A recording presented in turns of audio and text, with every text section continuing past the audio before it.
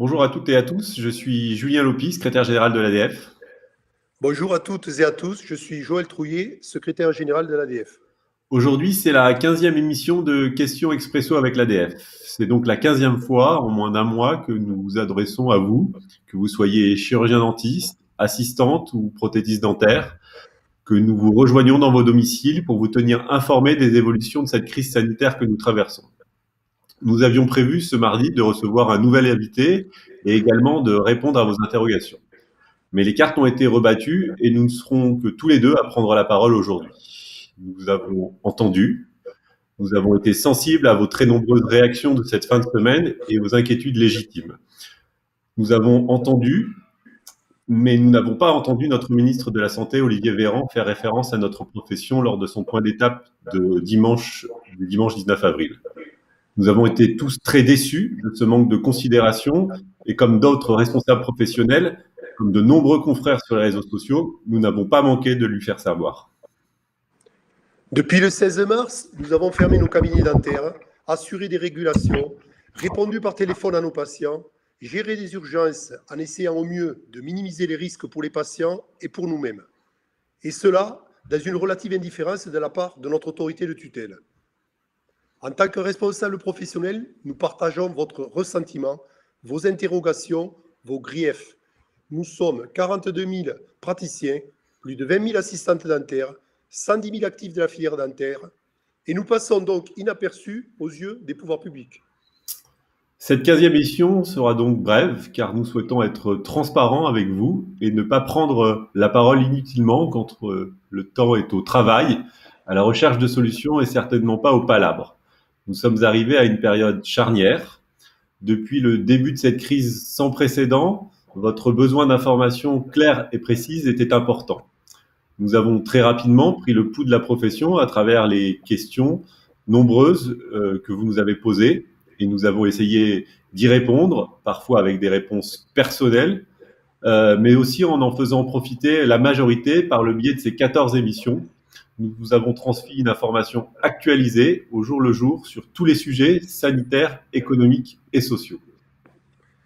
Bien sûr, l'annonce du début progressif de déconfinement à partir du 11 mai a redonné l'espoir aux Français et à nous tous.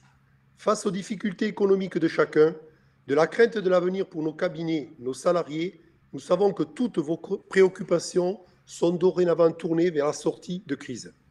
Mais en tant que responsables élus de la profession, nous sommes tenus de vous dire que la précipitation ne doit pas être de mise, même si c'est dur à entendre. Toutes vos questions sont les nôtres et nous nous devons d'y répondre. Mais aujourd'hui, nous n'avons pas encore de réponse précise à vous apporter, sauf des suppositions inutiles. Tout évolue très vite et il ne nous est pas encore possible aujourd'hui de vous donner les conditions validées scientifiquement, les conditions d'approvisionnement, notamment en matériel de protection, et les conditions économiques, toutes trois nécessaires à la reprise d'activité de tous les cabinets. Les premiers éléments de réponse devraient arriver la semaine prochaine. Sachez que nous travaillons d'arrache-pied avec des scientifiques, des sociétés savantes, des industriels pour préparer cette sortie de crise. La reprise d'activité est un défi majeur pour notre profession. Elle ne pourra se faire que si les conditions sanitaires sont assurées pour nos patients et pour nous, professionnels de santé.